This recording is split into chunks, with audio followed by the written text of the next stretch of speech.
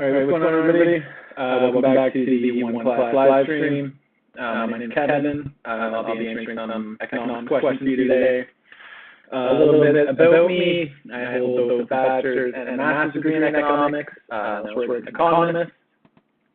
I'm going to walk you through maybe like 10 or 11 questions today, kind of evaluate the answers of our junior tutors, and walk you through how to achieve the answers that they come up with. So without further ado, I've got our first question here, and it reads as follows. Which best describes a central bank's primary role? And there's four options. The first being supervising commercial banks of the country. Second being controlling stagflation. The third, acting as lender of last resort and provide financial services to the government. And fourth, reducing unemployment and stabilizing prices. And what our junior tutor has written here is that the answer is reducing unemployment and stabilizing prices. And what they've written is that the central bank is the monetary authority of the country. It's responsible for creating the monetary policy of the economy and acts as the overseer of the commercial banking system. Its primary function is to determine and implement monetary policy to maximize employment, maintain stability of prices, and moderate long-term interest rates in the market. It influences the money supply in the economy to achieve its goals. It also functions as a regulatory authority to commercial banks and a lender of last resort as well. And the lender of last resort as well as bankers, depository institutions, and the government. And that's the correct answer, and I think a very good write-up. I might just expand on it a bit. Basically, this may help on short answer tests, things of that nature, like four main characteristics of a central bank. Write that out. Four main characteristics.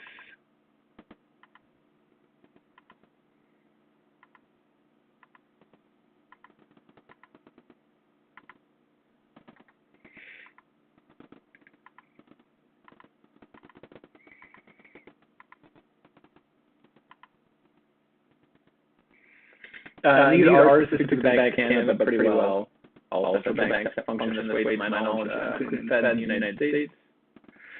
First is they control the money supply. So, for example, they can print new money. So they control the money supply.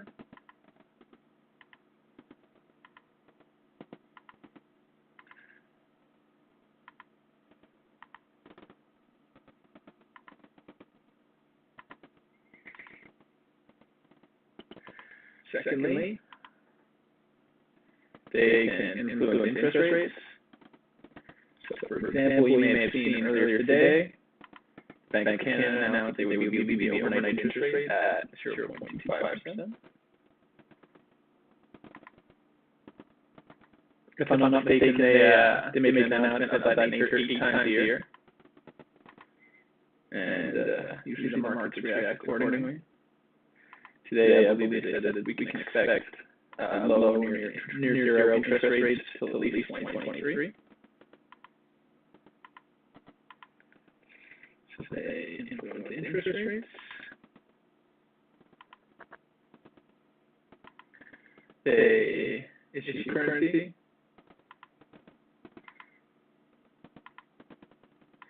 I misspoke earlier with number one, controlling the money supply more. First to buying back bonds or issuing more bonds. And number four, they fund their services with the government of Canada. So you can think there's all those government regulatory agencies, things like Health Canada, Department of Finance, etc.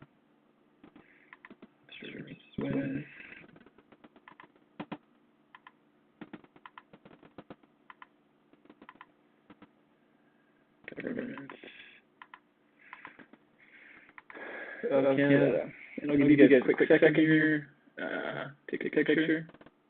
Give a little answer, and we can move on.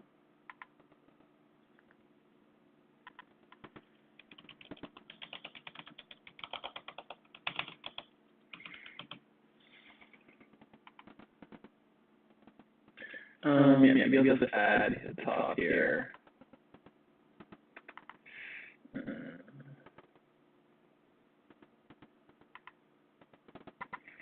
This is specific to Bank of Canada.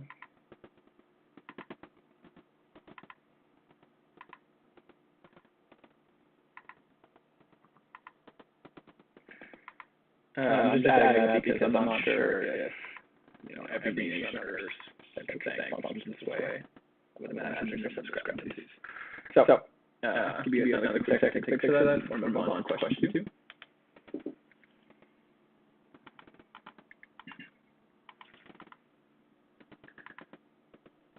Full screen. I wish I learned that like a month ago.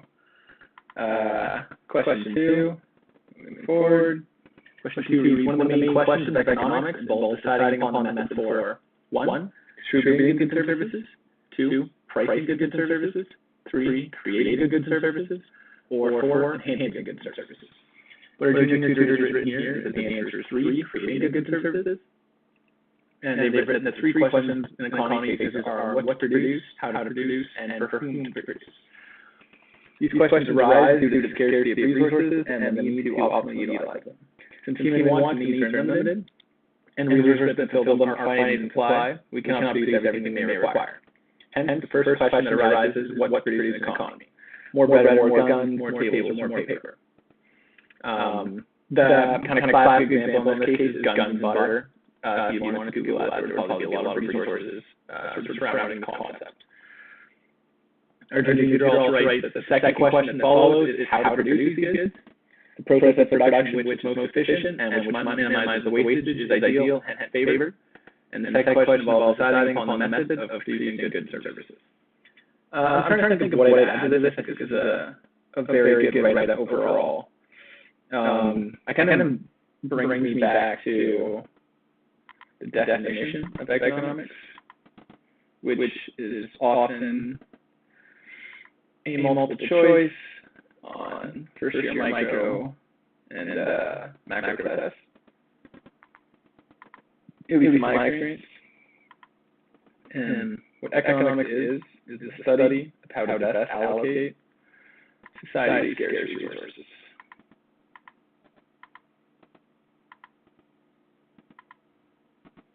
This is in at least all the economic textbooks I used in undergrad. Study how best to allocate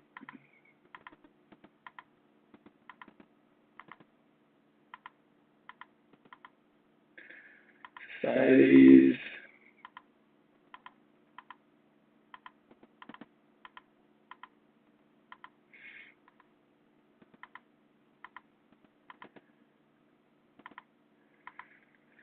study of how to best allocate society's scarce resources. And yeah, I think I must answer this in 4 different 100-level economics courses. So probably worth remembering. But this is a very good write-up. Say that's correct. Good answer. And now we can move forward.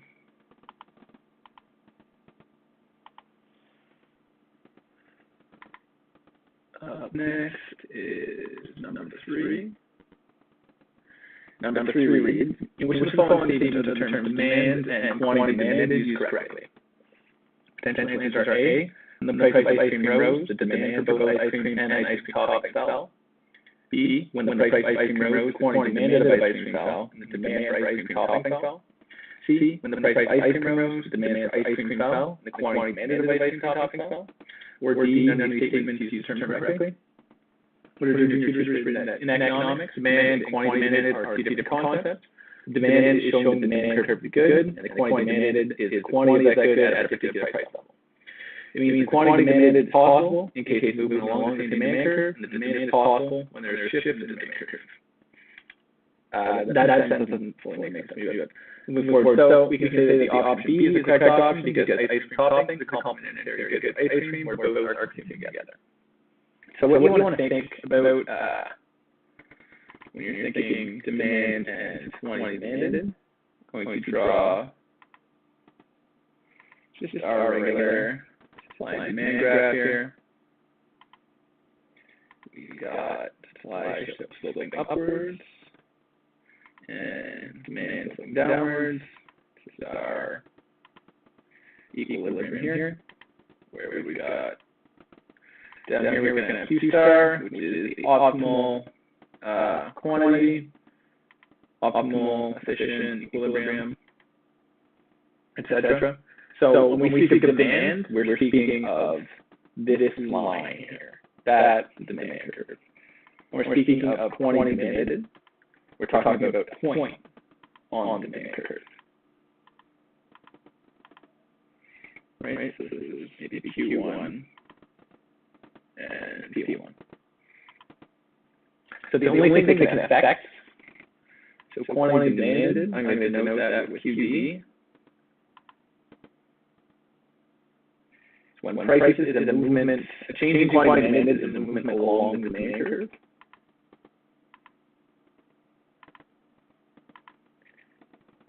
And this comes from price changes.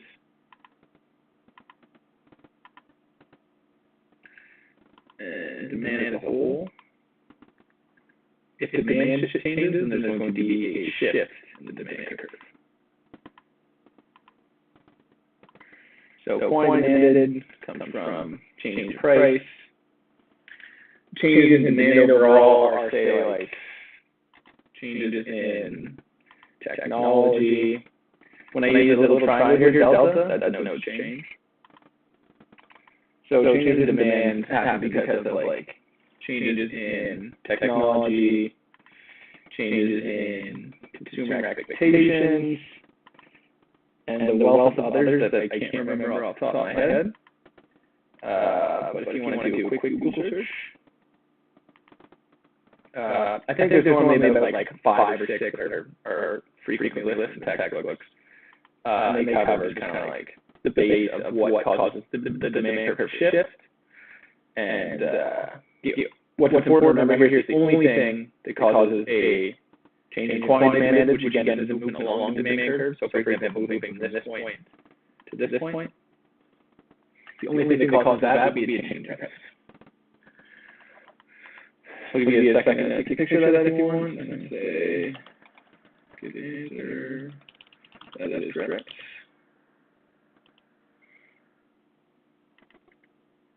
And we move on to question 4 here.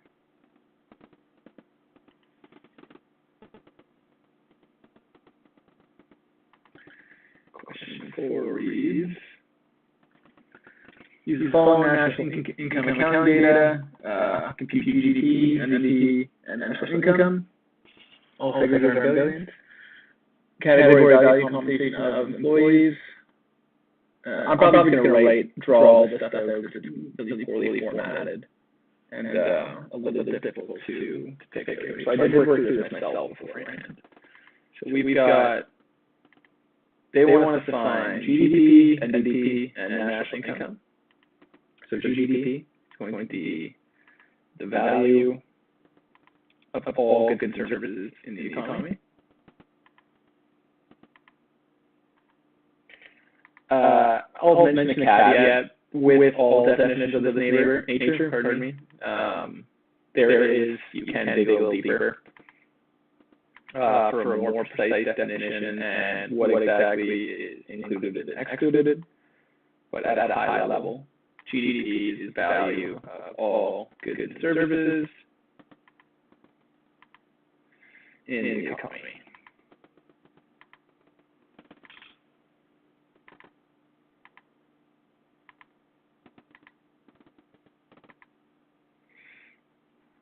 NDP, national domestic product, which is similar to GDP, is going to be defined by GDP minus depreciation of capital.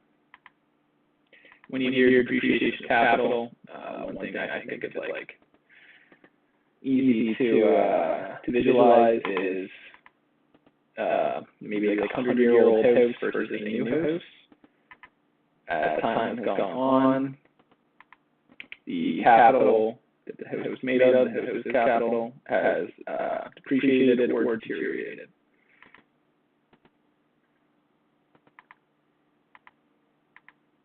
So, for example, after 100 years, it's going to be a little weathered and in a little worse shape than it was when it was newly built.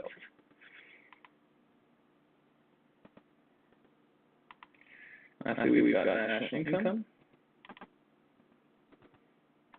And there's kind of two hefty-ish definitions for this one that are equal to each other. So that was going to be net national product.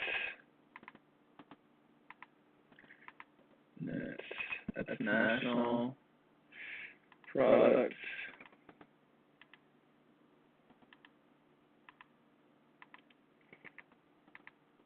Factor cost.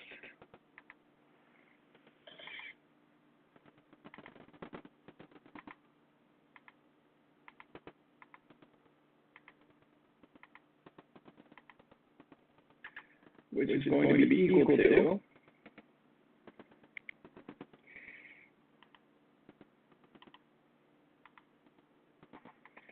the NNP, national net product, at market price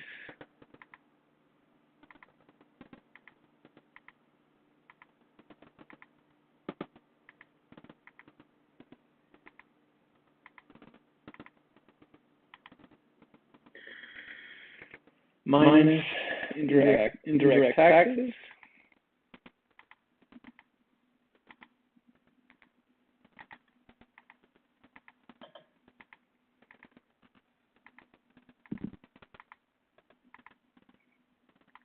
plus any subsidies.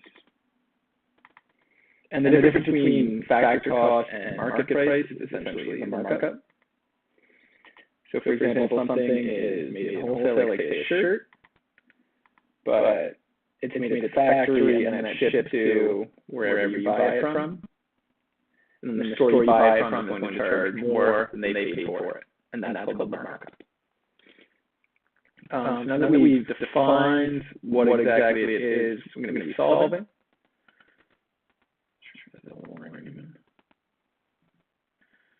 we can go through and kind of work through the formulas. So we can remember the GDP. Again, without going too in depth, is going to be the consumption in the economy versus the investment in the economy, plus the government spending in the economy, plus net exports. And of course, net exports are made up of exports minus imports, denoted as such. So if we go and take a look at the figures we're given here, we can see that consumption can equal 219.1.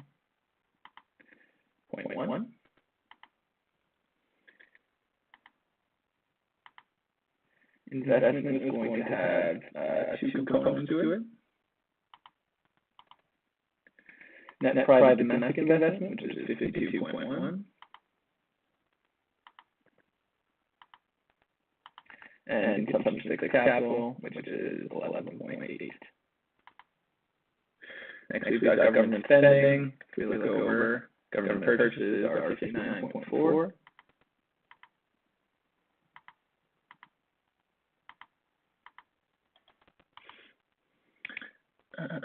Look over there is export somewhere.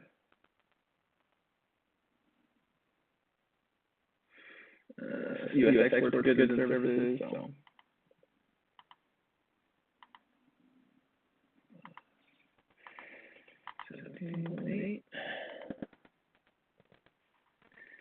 Minus imports are 16.5.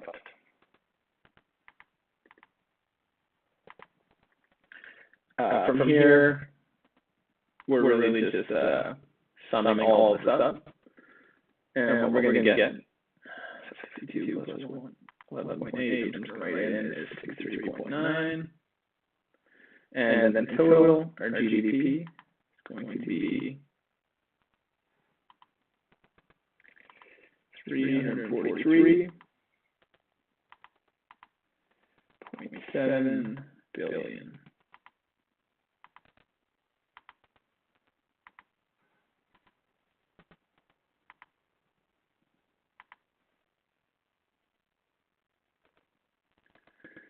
So just to reiterate what we've done here, we've got that GDP is equal to consumption plus investment plus government spending plus net exports, where net exports made up of exports minus imports. From here, we were given the values, and all we did was plug them in where they fit in order to come to this answer here. So that's how we arrive at our GDP calculation. Next up, we'll do NDP, which we remember is GDP minus capital depreciation.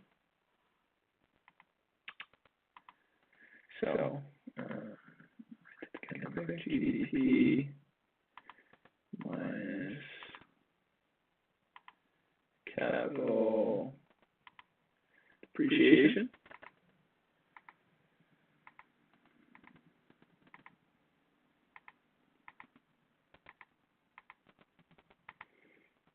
And we've already calculated GDP, so we know that's going to be $343.7 billion.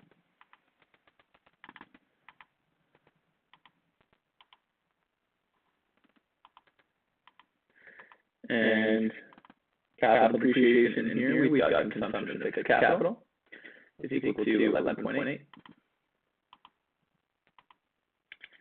So 343.7 minus 11.8, you get 331.9 billion.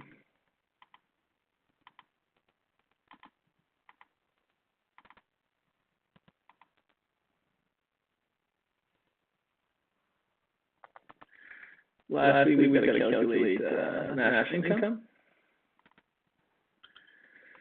And what we said earlier was the national income was basically going to be the NNP at market price minus indirect taxes plus subsidies. So what we've got here is our NDP, National Domestic Product, aka NNP, 331.9 minus net foreign income of 2.2.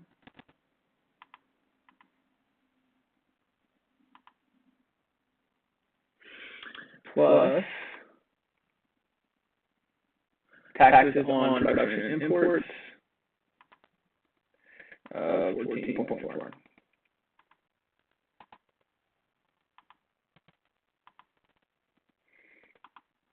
Here we're going to distribute the minus sign, so 331.9 minus 2.2 minus 14.4. And here we're going to arrive at an answer of 315.3 billion.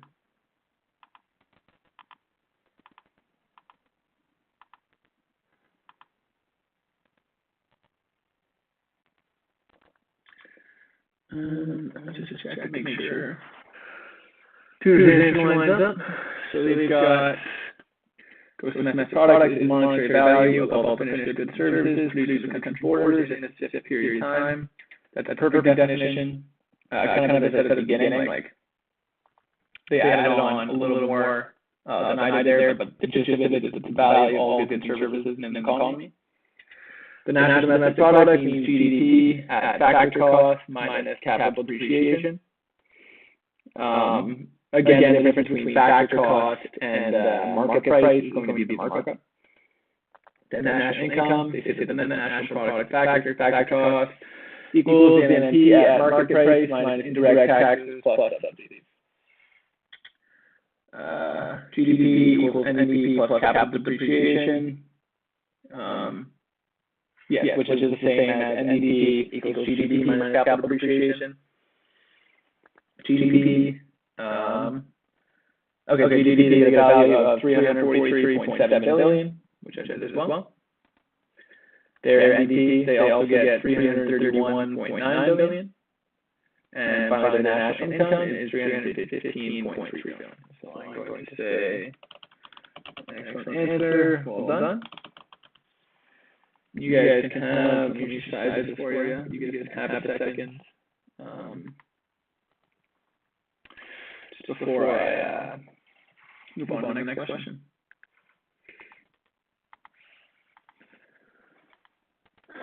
All right, we've got number 5. Number 5 reads as follows.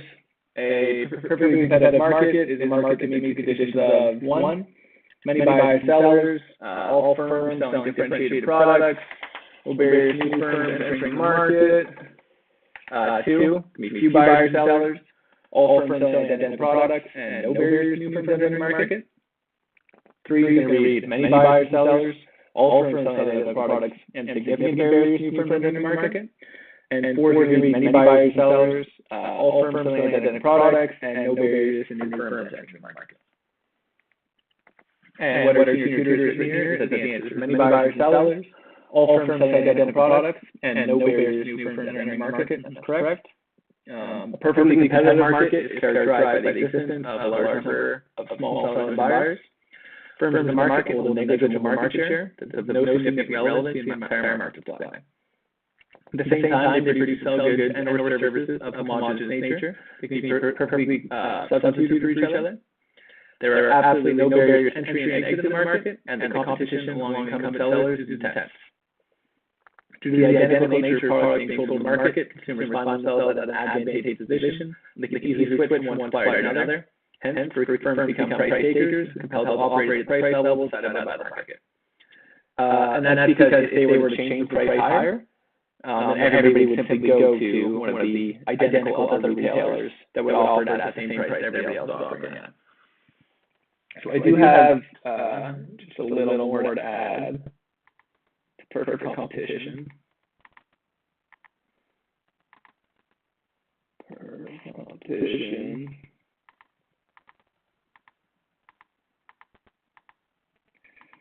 So they did list 3 of the characteristics here. So many buyers, sellers.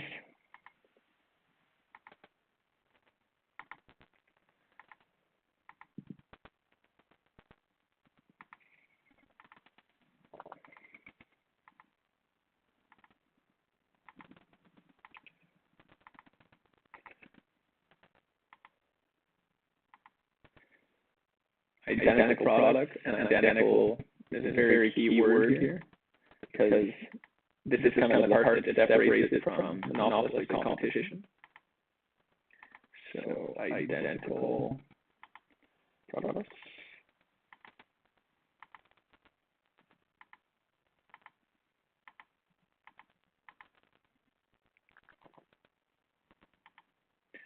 And no barriers to new firms entering the market. Another way to write this is free entry and exit.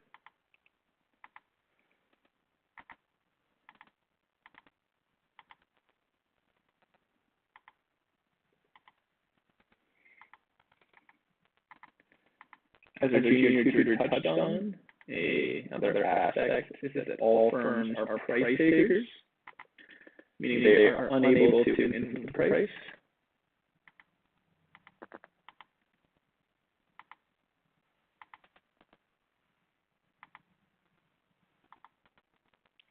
There is perfect information between buyers and sellers.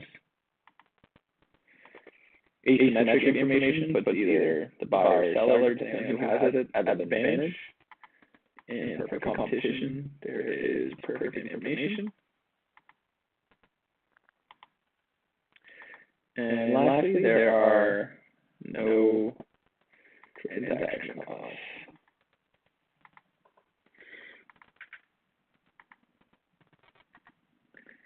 Probably the most important thing I want to highlight here is that the products are identical. In other words, that is homogeneous. Let's say they're homogeneous products.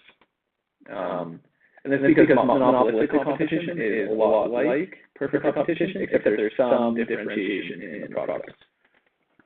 So for example, if you're going to the grocery store to buy mushrooms, for example, like all mushrooms are pretty much the same. So if you're looking at the identical quality of quantity of mushrooms, and one is $5 and one bundle is $10, so you can take $5 bundle because they're just mushrooms. Whereas with monopolistic competition, we're more looking at like the restaurant industry is a very good example of monopolistic competition, where they're all selling the same thing, which is dinner. But some places you're going to go and pay a lot more for a fancy dining experience, and it's a differentiated product from, say, going to McDonald's and driving through some fast food. So I'm going to write, get enter, excellent job, and we can move forward here. On to question 6.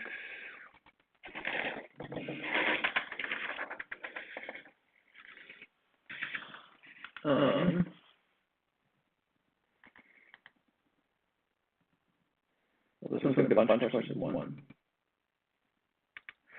Okay, maybe let's do a couple of them. So the first one reads, the width of the confidence interval estimate for proportion will be A, narrower for 90% than for 95% confidence, B, wider for sample size of 100 than for sample size of 50, C, narrower for 99% confidence than for 95% confidence, or D, narrower when the sample proportion is 0.5 than when the sample proportion is 0.2. And what our junior tutors written is that the answer is C, narrower for 90% confidence than for 95% confidence. And that is correct, but it's not C, it's A. Just make sure I read that right. Narrower for 90% confidence. Okay, they've written C, but what they meant to write was A, so I'll just write 6, 1. Answer is A. They said that the width of the confidence interval estimate proportion will be narrower for 90% confidence than for 95% confidence. And you can visualize this pretty easily with the bell curve. I'm going to try that again. It's horrendous.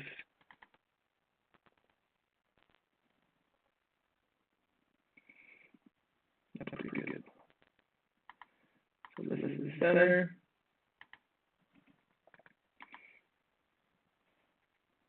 So a 90% confidence interval means that 90% lies in here.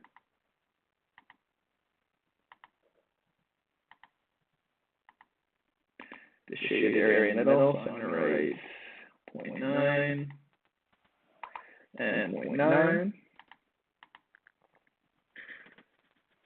Whereas a larger interval, like 0.95,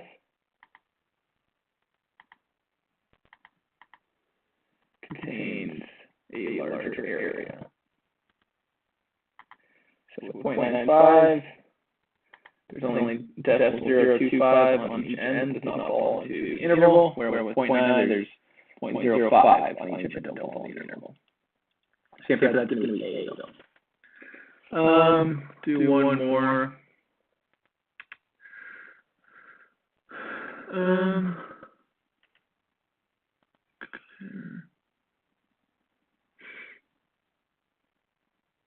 Which is found to be an appropriate alternative hypothesis. If A, the population portion is less than 0.65, B, the sample proportion is less than 0.65, C, the population proportion is equal to 0.65, or D, the sample proportion is equal to 0.65. And our junior tutor has written that the answer is A, the proportion of the population is less than 0.65. Portion of the population is less than 0.65 would be an appropriate alternative hypothesis. So typically here, what you're going to do is set up a null hypothesis and an alternative hypothesis. So the null hypothesis, normally denoted like H naught. In this case, we're going to say that H naught is that maybe X equal to 0.6. Let me just draw that again. That way.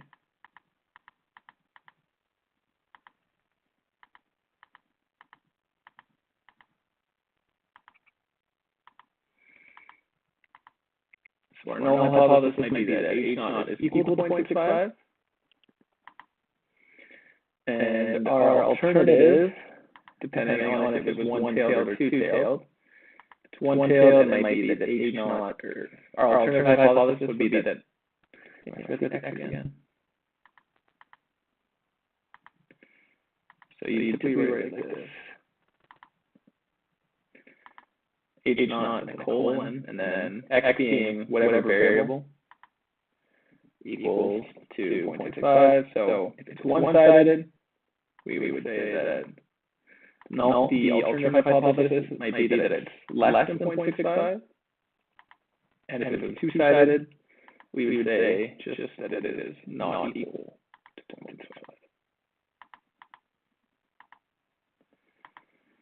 0.65. So yeah, portion of the population is less than 0.65, that's one-sided, that would make sense. Alternative hypothesis, we would say correct answers for 1 and 3.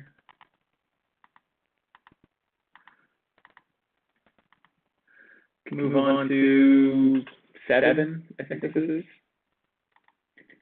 There's only 10 or 11, so we're a good chunk of the way through here. 7 reads as follows: if A and B are complements in consumption and cost of factor production used in the production of A decreases, then the price of A will rise and the price of B will fall. B, both A and B will rise. C, A will fall and the price of B will remain unchanged. D, both A and B will fall. Or E, A will fall and the price of B will rise. Our junior tutor in the correct answer is E. If the factors of production used in A fall, then make good A cheap, which means that its price will decrease. This ultimately will increase the demand for A, because A and B are complements. Increasing demand for A will also increase demand for B, increasing its price. I've learned these like 100 times over, and I still can never remember complements and substitutes, so I actually go look it up. It's one of those things that sits in that complement, but just like never seems to stick in my brain for some reason.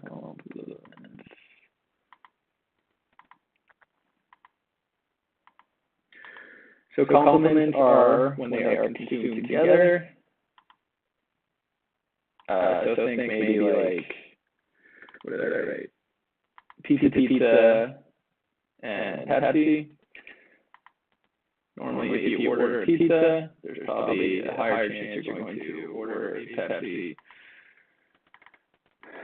to go along with it.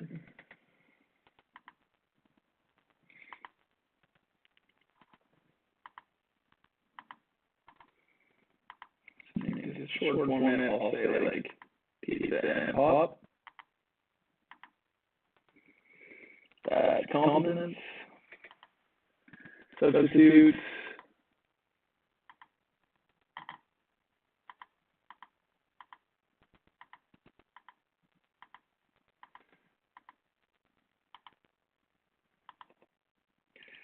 They are consumed one in place of the other.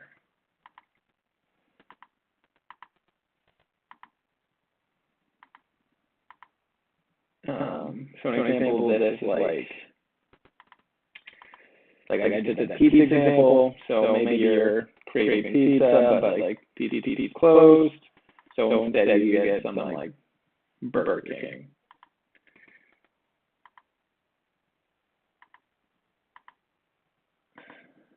So substitute example is pizza and a burger.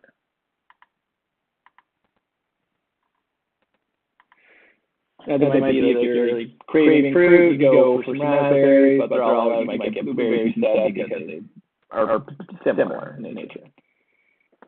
So what our junior tutor has written is that A and B are complements in consumption, meaning they're consumed together. Cost of the factor of production used in the production of A decreases, and the price of A will fall, and the price of B will rise. And I thought they gave a pretty excellent write-up of why that is. If factors of production used in A fall, then it makes good A cheaper. price decreases, it also increases demand for A, and then because maybe I'll like run this through with the peas and pop example. So it factors out for maybe if like the price of dough falls, this ultimately makes pizza cheaper, and as a result, pizza cheaper, more people are going to buy it. So because A and B are complements and increases the demand for pizza, also increases the demand for pop, raising its price. I'm going to say, I can write up, that's correct. We can move on to question 8 here.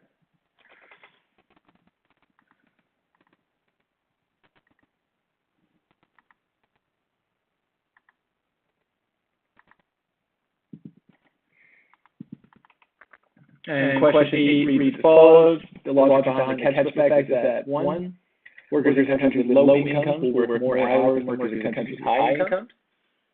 2, the capital stock in rich countries deteriorates at a higher rate because it already has a lot of capital.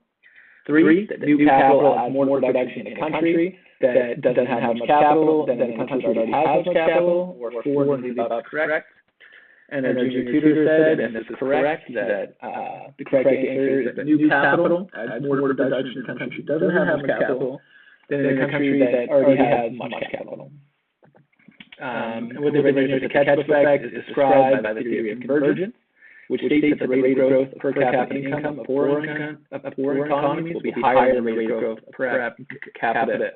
Let me try that again.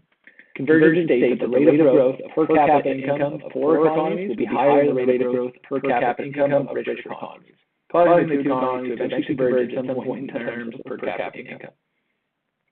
So this theory is supported by the law of diminishing returns, as diminishing returns are stronger in capital-intensive countries compared to countries that cannot be categorized as capital-intensive that are developing.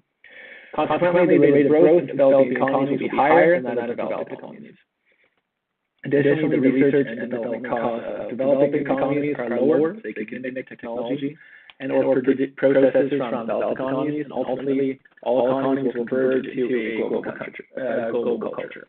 And that's if, we kind of like extend this out infinitely over time.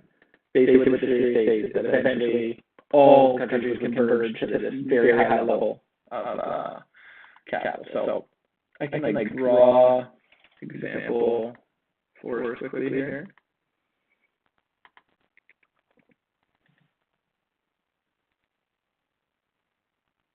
So this is like some developed countries. Maybe like dollars per capita might work. And basically, if you envision how diminishing marginal returns work, the slope is a lot higher at the beginning, and then, sorry, that was negative, so I'm going to draw that. Redraw that, sorry. The slope is a lot higher at the beginning, and then over time, it cools out. So if we think about that new capital adds more production in a country that doesn't have much capital than a country that has much capital, if you're a country like in this range, the slope here is pretty high. So adding more capital, you're receiving this sort of benefit from it, a benefit equal to that slope. Whereas if you're a more developed country, you've got a much flatter slope. It's like a much lower return, a much lower return to the additional capital. Something else you can think of is like, there's a pretty famous study about like income and happiness. Maybe I'll label it like that instead, because that might be a little more applicable thought-wise. So this is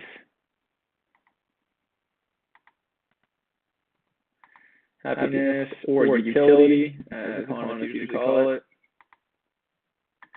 And on the x-axis, we've got income.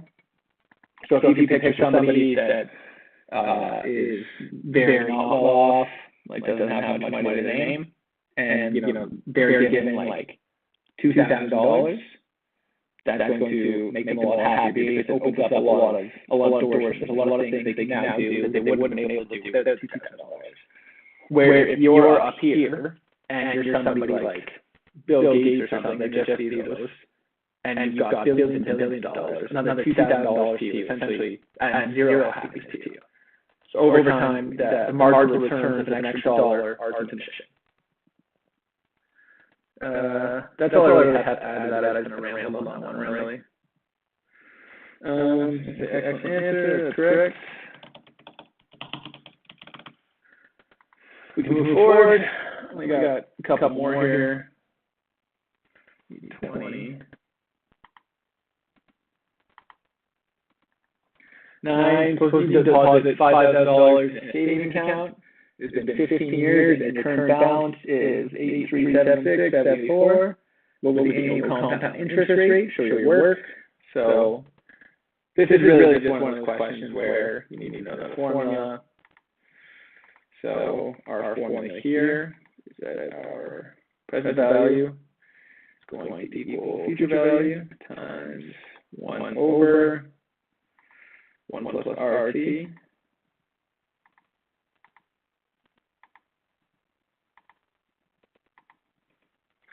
And what are we given here? So we see that our present value is the $5,000 that we just deposited in the savings account. So present value is 5,000. Future value, you know, what comes out to 8,376.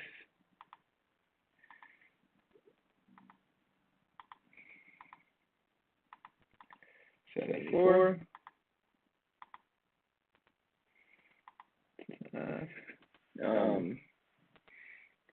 And we've got that T, which is the number of periods, is going to be equal to 15 years or 15 periods.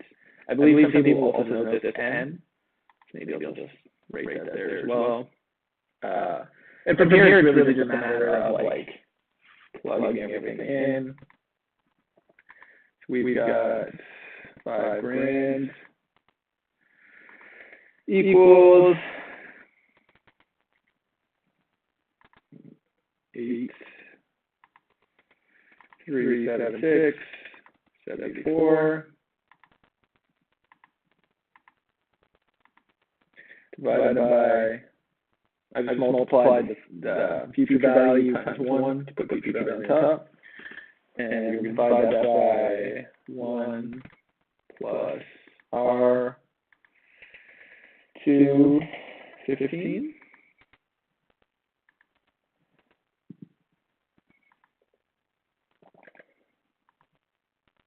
Here we're going to cross multiply, and essentially what we get is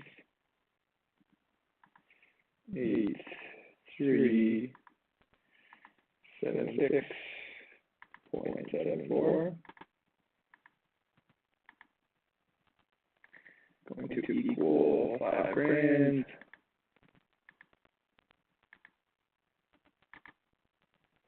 times 1 plus R to the power of 15. And with cross multiplication, if you remember, any number is essentially equal to 1. So to get 8,376.74 on the left-hand side here, all we did was multiply 1 times 8,376.74 and 5,000 times 1 plus R to the power of 15. Our next step is going to be divide both sides by 5,000.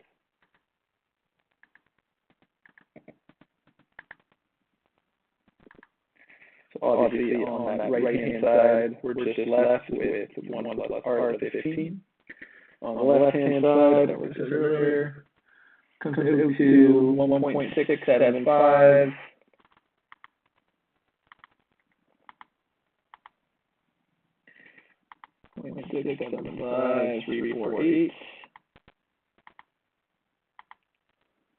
It's going to equal 1 plus R to the 15.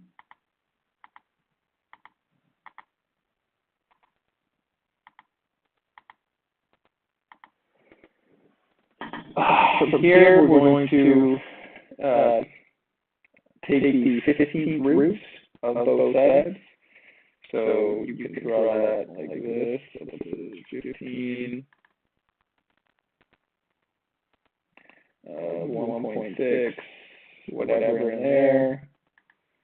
And the same thing on this side. 15 over 1 plus r to the 15.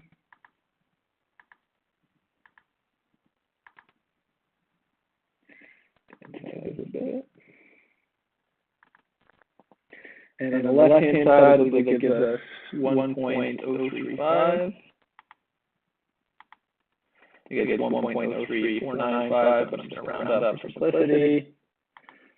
And on the right side, that just leaves 1 plus r. We're going to move the 1 over, and as a result, we're going to get r value of decimal 0.035, or in percentage terms, r is going to equal 3.5%.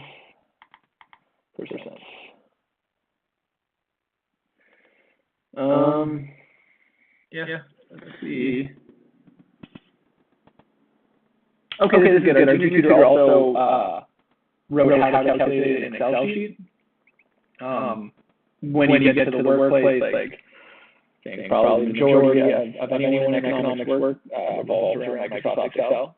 So it's definitely advantageous to understand the formulas and more generally how Microsoft Excel works. So I'll leave this up like this just for a second if anybody wants to take pictures. And they also got that the interest rate is 3.5%. So I'm going to write, excellent answer, thanks for including the Excel tip. If that's correct, we can move forward. This might be the last one, and I might be one or two more, I'm not really sure.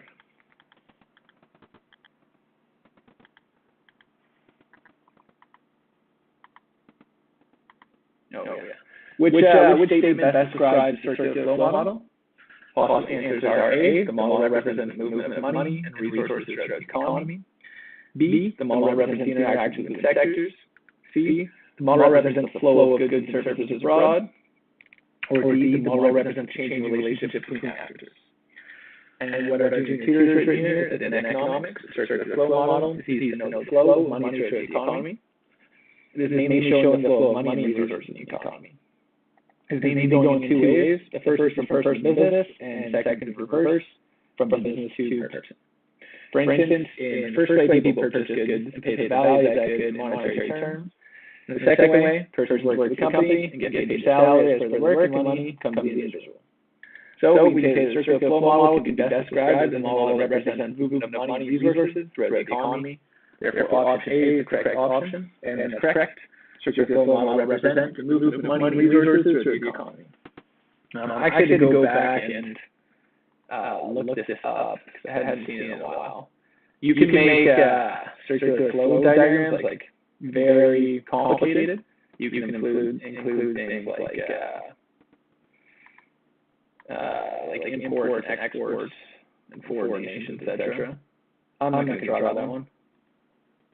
I think it's a little overcomplicated, specifically for in regards to this question here. And basically what our Janine The Tutor was saying was that there is one set being consumer expenditure. So you've got some money, you go to the store to buy clothes.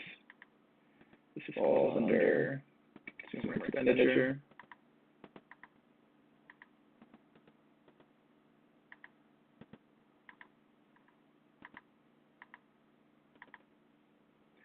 And these firms, of course, have people working for them. So as a result, they need to pay like wages,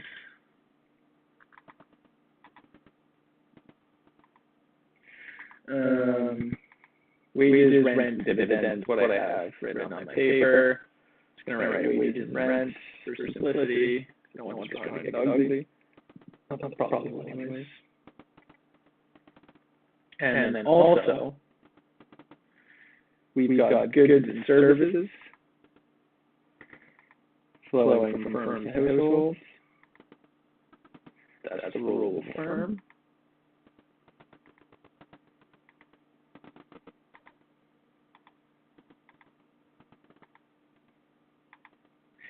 And then from household firms flowing back, we've got factors for production in order for them to make those goods and services.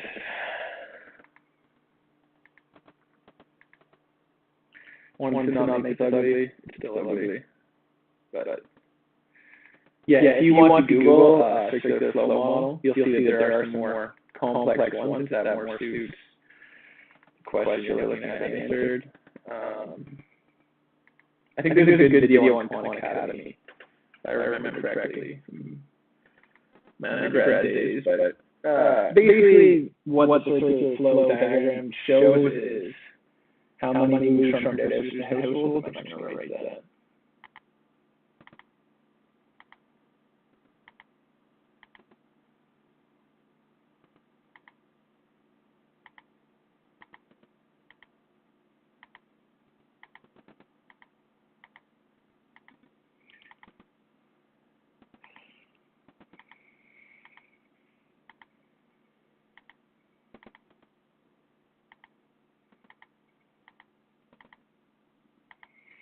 How many moves from producers to households? I'm not that's right here, but the main two things you would add in is foreign trade and government spending to this model, and then you get like things poking out like this, and there's like government trade up there, foreign spending down there, if I remember correctly, but it's a lot to draw and a lot to remember, and I didn't find all that useful during undergrad, if I'm being honest. So I'm going to say, excellent answer, good job. And we might have one more here, we might not. I can't really remember if I did all that. The word is a student who just graduated from college but has not found a job would most likely be in a pandemic. That's a joke, by the way. Our junior tutor is written strictly unemployed. They're in between jobs, so to speak. That's correct. Let's go quickly over the four types of unemployment.